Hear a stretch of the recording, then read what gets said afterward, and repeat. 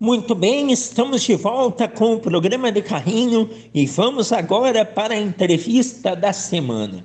Enquanto a Copa acontece, um tema se faz cada vez mais presente no Brasil, com mais e mais instituições o aderindo. Falo da Sociedade Anônima do Futebol, a chamada SAF.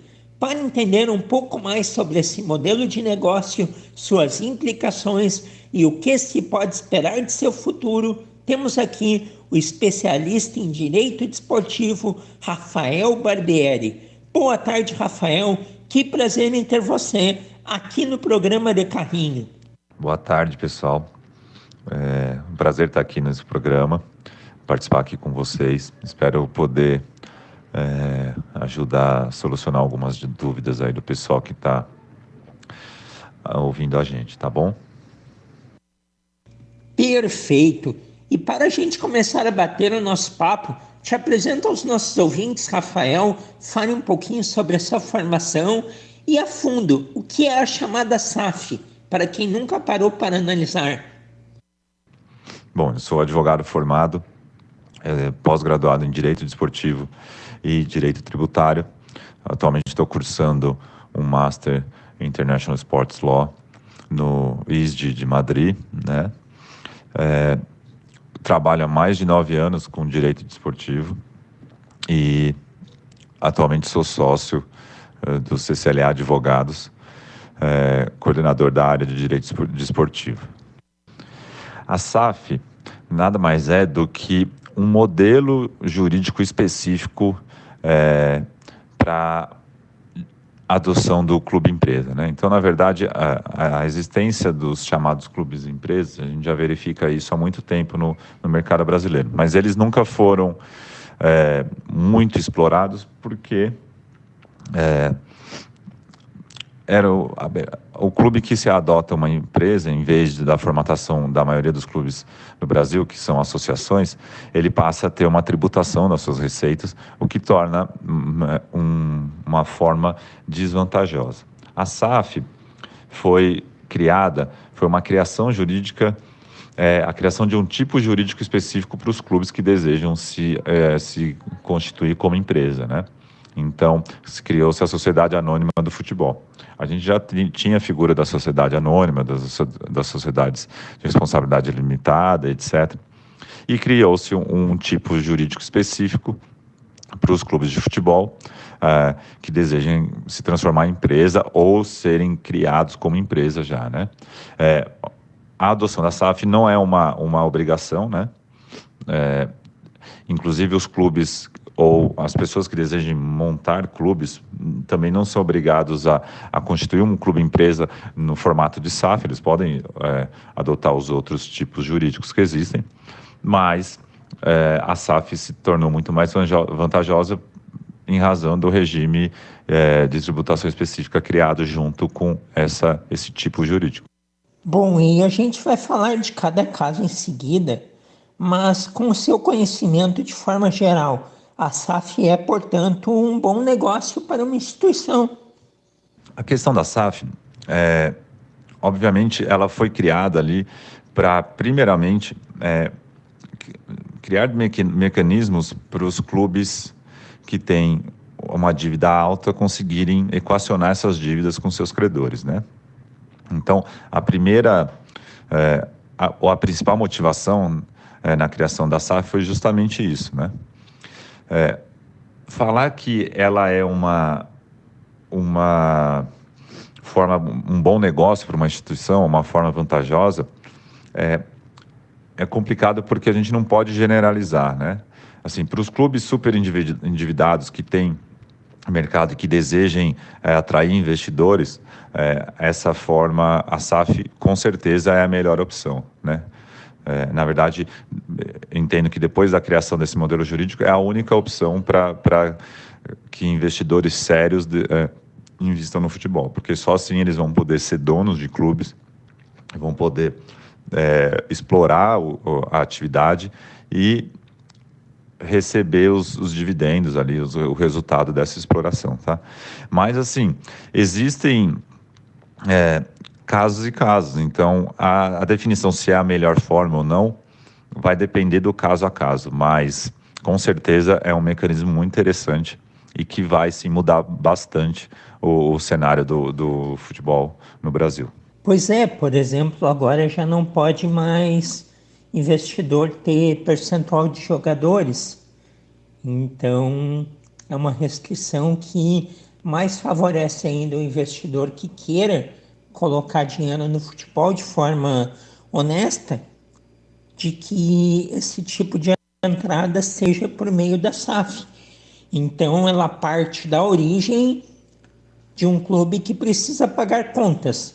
A origem da SAF é essa: conseguir captação de investimentos, de recursos para o pagamento de dívidas. E você entende que ela ainda então é vista atualmente como uma salvação emergencial e não é um crescimento institucional, não é? Pois, levando em conta a situação econômica dos clubes que no Brasil aderiram, a gente chega a essa conclusão. Por exemplo, Cruzeiro, Vasco, Botafogo.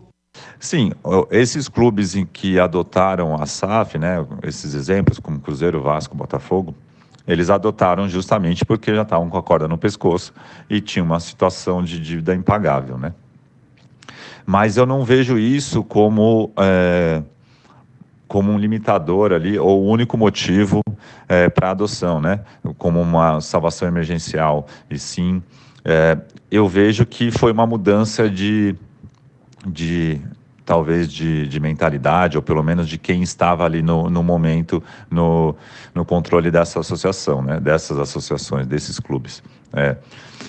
Por mais que tenham sido adotados como modelo, como solução emergencial para manutenção da atividade desses clubes, a gente vê sim que existe uma mudança de mentalidade, né? Que acompanha a gestão da SAF, né?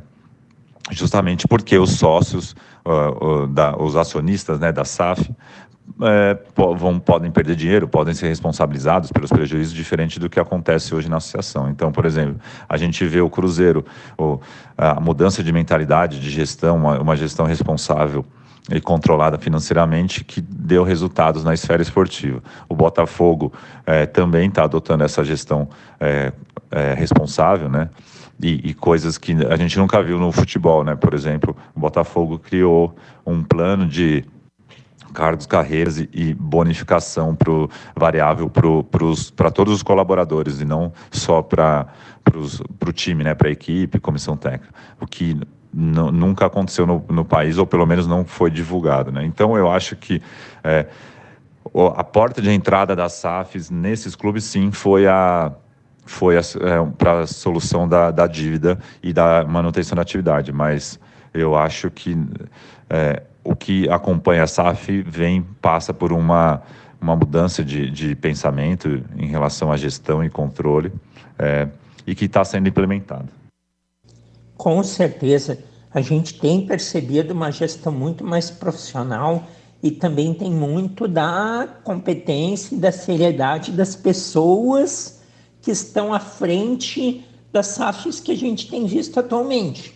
A gente vai falar um pouquinho sobre isso depois também. E quais as diferenças de SAF para clube empresa? Modelo que, por exemplo, é adotado pelo Bragantino. A gente, na verdade, tem que fazer uma separação aí, né? E definir esses conceitos. O clube empresa nada mais é do que um clube que, ao invés de ser constituído na forma de uma associação sem fins lucrativos, ele é constituído como uma sociedade empresária. E daí, antes da lei da SAF, essa Constituição seguia um dos modelos existentes no nosso Código Civil, né, no nosso ambiente jurídico, né? Então, os clubes que foram constituídos como empresa no passado, eles comumente utilizavam o tipo jurídico de sociedade anônima ou de sociedade por responsabilidade limitada, né? Com a criação com a promulgação da lei da SAF, se criou um novo tipo jurídico que pode ser utilizado por aqueles que desejam criar um clube empresa, tá? E um tipo jurídico mais vantajoso justamente pela tributação, né? Porque nas outras modalidades, como limitada, sociedade anônima, o clube vai pagar, vai ser tributado igual qualquer empresa comum é tributada, e daí vai depender do regime tributário adotado, da faixa de receita, etc, do lucro, pode ser lucro presumido, pode ser lucro real, enfim, você acaba seguindo a mesma regra. Com a SAF, não. A SAF, ela trouxe uma alíquota única, específica para tributos federais, então, nos primeiros 4, 5 anos, você vai pagar uma alíquota de 5%, excluindo as receitas relacionadas à venda de jogadores. Então, nesse período, venda de jogador não é tributada. Passado esse período, a partir do 6º ano, a alíquota é reduzida para 4%, e se insere na base de cálculo os valores relacionados à venda de jogadores. Então, isso traz uma redução significativa para os clubes que adotem esse tipo jurídico. Então, é por isso que os clubes nas outras formatações jurídicas de limitado ou SA tendem a serem transformados em SAF justamente pela questão fiscal. Pois é, pelo que você coloca, o modelo da SAF, ele dá mais segurança para a instituição. E os clubes associativos, eles possuem a prerrogativa de serem renovados em suas gestões por sócios e estarem em constante vigilância, o que historicamente levou ao conceito de que a associação dá mais segurança, pois com as renovações de anos em anos, 2 em 2, 3 em 3 anos, há sempre um conselho grande de pessoas ou quadros associativos que fazem esse controle e quando alguma coisa não vai bem, se substitui. Enquanto que o gestor que compra o futebol de um clube fica livre para operar na área. Como assegurar aos torcedores dessas agremiações que elas não precisam temer que depois de um tempo os proprietários da SAF deixem de mão o futebol do clube e não deem a devida atenção? Eu tendo um pouco a discordar dessa questão da segurança, da renovação da gestão dos clubes associativos. Na verdade, eu acho que isso justamente é a causa dos problemas dos clubes de hoje em dia, né, do endividamento dos clubes de hoje em dia, que são geridos por torcedores, isso aliado à questão de que a direção, né, a diretoria de uma associação não pode ser responsabilizada pessoalmente em caso de dívidas ou de déficit nas contas da associação. Isso incentivou a gestão amadora e irresponsável dos clubes.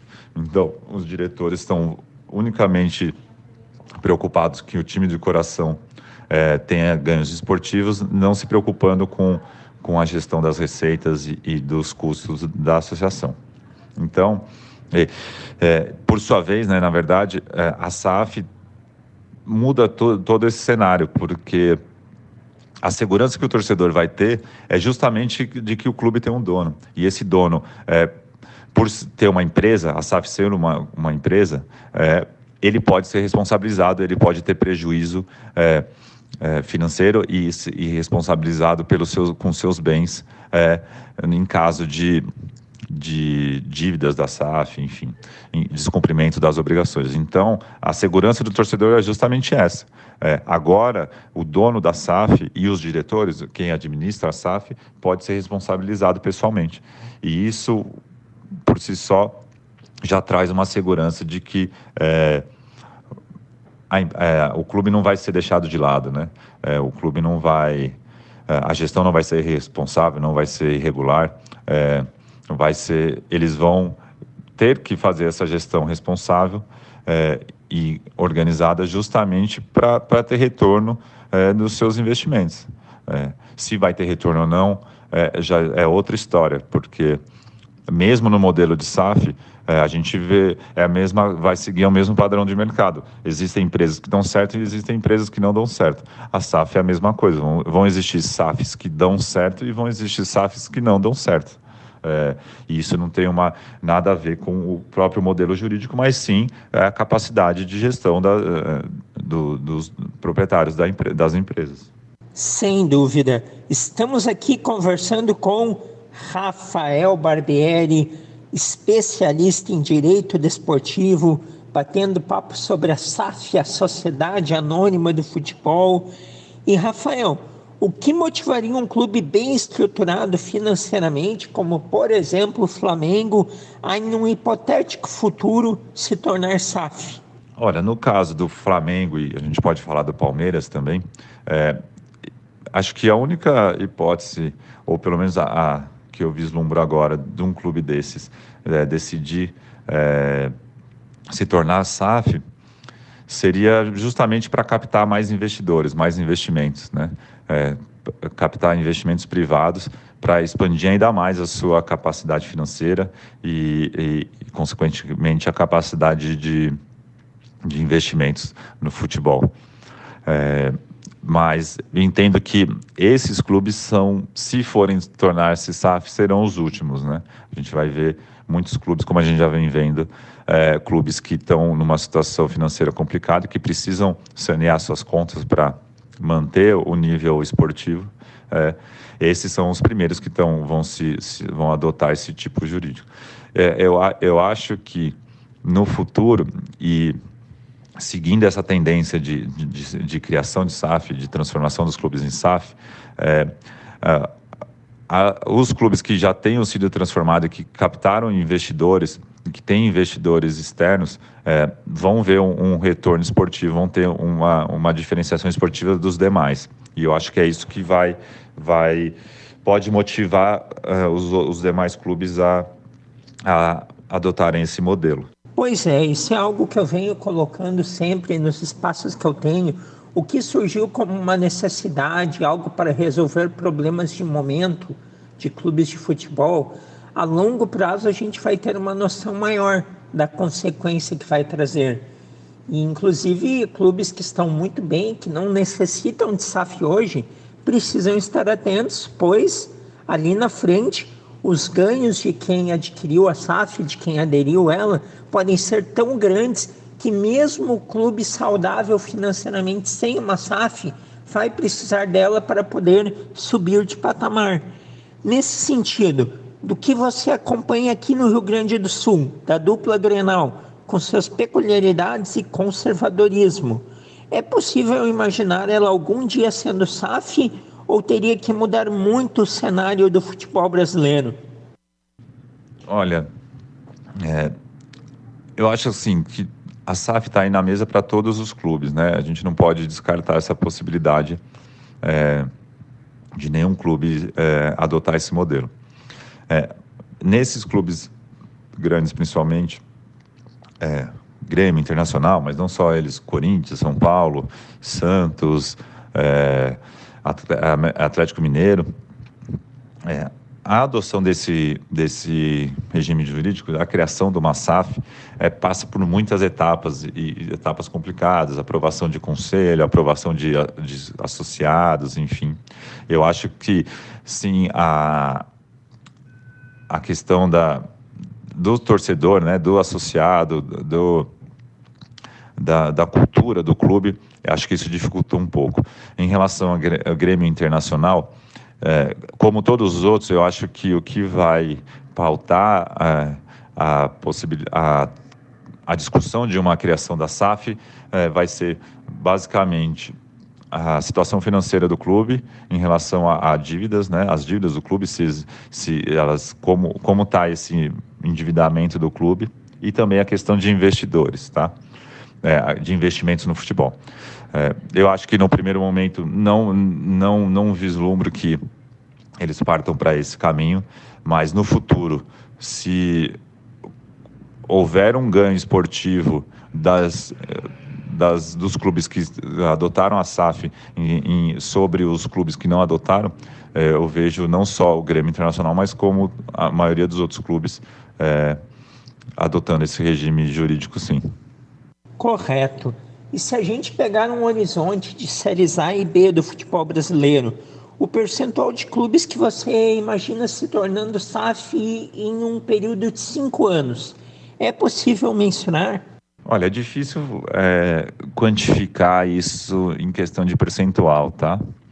Mas eu acho assim, vendo a situação dos clubes, principalmente de endividamento e a atração de investimento, né, que as SAFs estão tendo, eu acho que a grande maioria, sim, vai se transformar em SAF no curto período de tempo, tá?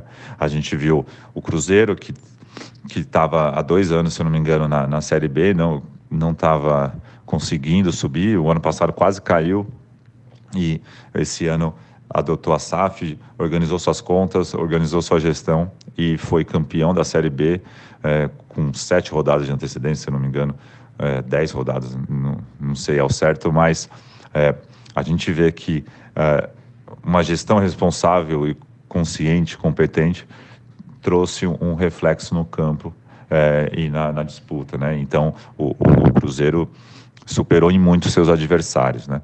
A gente está vendo o Botafogo, que também adotou a SAF um pouco depois do Cruzeiro. Então, o planejamento da Série A do Botafogo desse ano, uma parte foi já na gestão da SAF, mas a outra ainda era o Clube Associação. E mesmo assim, o Botafogo, que tinha acabado de subir da Série B, ficou numa posição intermediária da tabela do campeonato. Então, a gente vai ver agora como vai ser a questão do Bahia. Então, são diversos clubes que estão adotando a SAF e que isso vem refletindo no resultado esportivo. E eu acho que isso vai incentivar os outros clubes a adotarem esse regime. É claro que os clubes da Série A, esses clubes grandes, eles têm mais mercado de investidores para a SAF, né?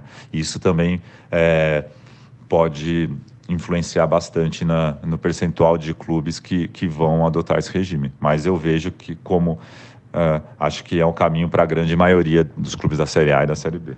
Sem dúvida, porque os clubes que vão despertar mais interesse de investidores são os clubes que têm mais apelo popular, mais torcedores, e geralmente eles vão estar nas divisões maiores. E a gente fala aí do sucesso do Cruzeiro, já do relativo sucesso que o Botafogo teve, as potencialidades que o Bahia deverá ter a partir do próximo ano. A gente poderia falar também do Vasco, mas um cenário que a gente não está projetando é o contrário do positivo. Se a SAF der prejuízo e o dono decidir vender ela, qual segurança o torcedor da agremiação terá de que ela irá para mãos responsáveis? Olha, esse tema é um pouco complicado, porque assim, a partir do momento que a SAF tem um dono, ele pode vender as suas ações para quem ele desejar, né? O que acontece, por exemplo, nos casos que a gente já viu, Cruzeiro e Botafogo, a SAF foi constituída com o investidor tendo 90% das ações e a SAF e a associação ficando com 10%. Do ponto de vista societário, a venda de ações e podem ser estabelecidos critérios para essa venda, né? Mas assim, não existe a possibilidade de limitar ou de proibir a venda das ações pelo investidor para terceiros, né? Pode-se estabelecer a preferência da associação para a recompra dessas ações, etc.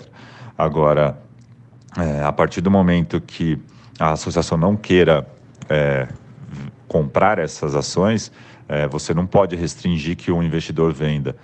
Você não pode restringir o direito dele de vender essas ações. Daí cabe ao clube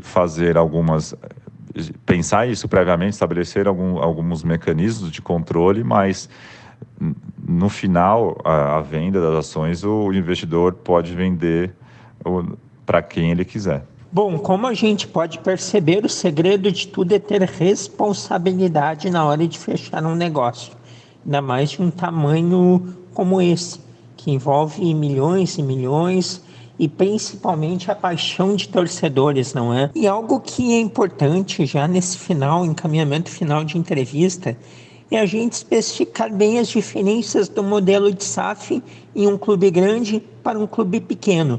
Qual tende a ser mais vantajoso? Você já falou um pouquinho sobre isso.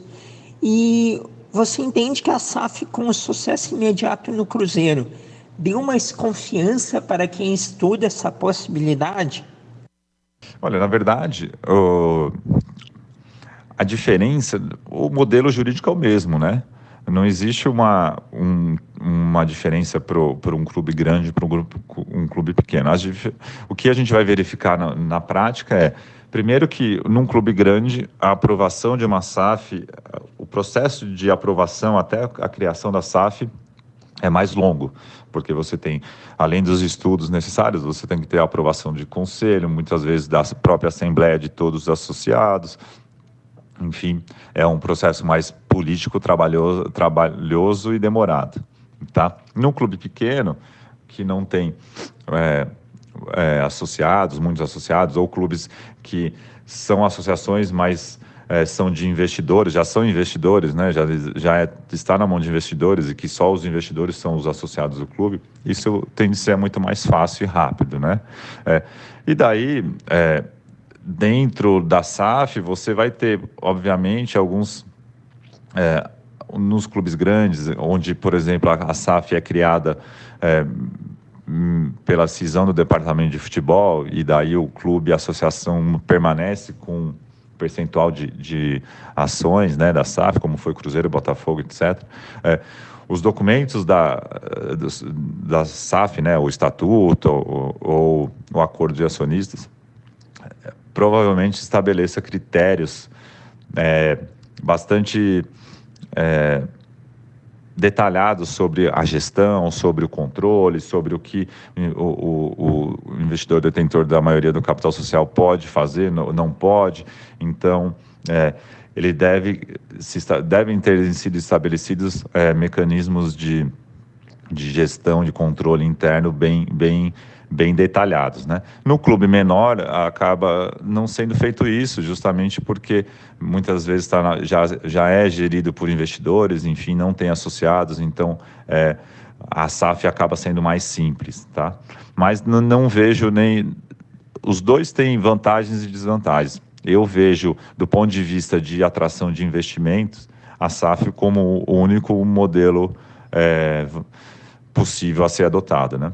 Agora, aqueles clubes que não desejam atrair investidores, que já têm a dívida saneada e que têm capacidade de investimento, de geração de receitas próprias, como é o caso do Flamengo, do próprio Palmeiras, eu não vejo necessária a adoção de uma SAF. O modelo de associação acaba se tornando mais vantajoso justamente pela isenção da tributação.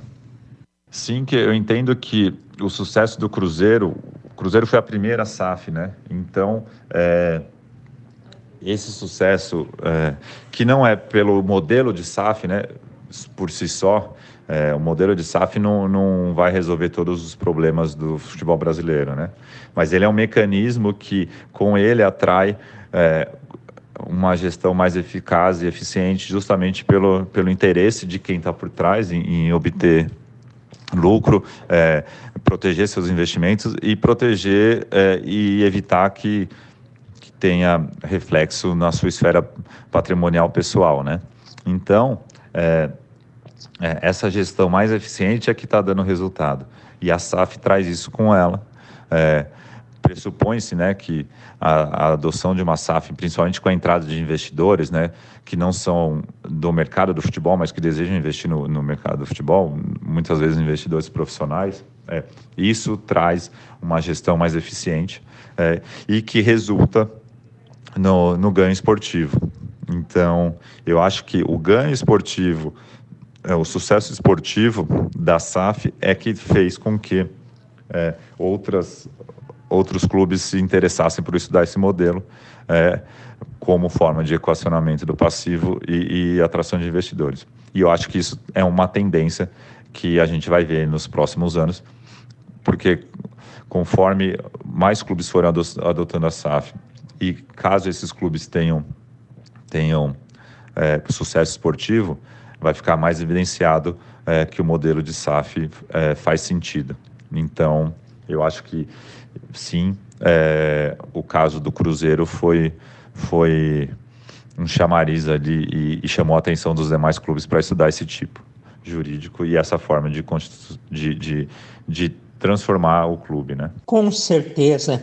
Rafael Barbieri, muito obrigado pela entrevista, pelo teu tempo disponibilizado para a gente. Excelente prestação de serviço ao nosso ouvinte, valiosas informações sobre a questão da SAF, que cada vez mais está na boca do torcedor brasileiro. Ainda não é uma realidade aqui do Grêmio, do Internacional, mas já é de muitos clubes da Série A, do futebol brasileiro. Com certeza vai entrar em divisões menores. É algo que veio para ficar e a gente torce para que dê certo. Muito obrigado pela sua participação, um grande abraço e estamos sempre à sua disposição. Eu que agradeço a oportunidade, espero que a minha entrevista, a minha participação tenha sido proveitosa, espero ter sanado algumas dúvidas e estou sempre à disposição quando precisarem. Abraço, pessoal.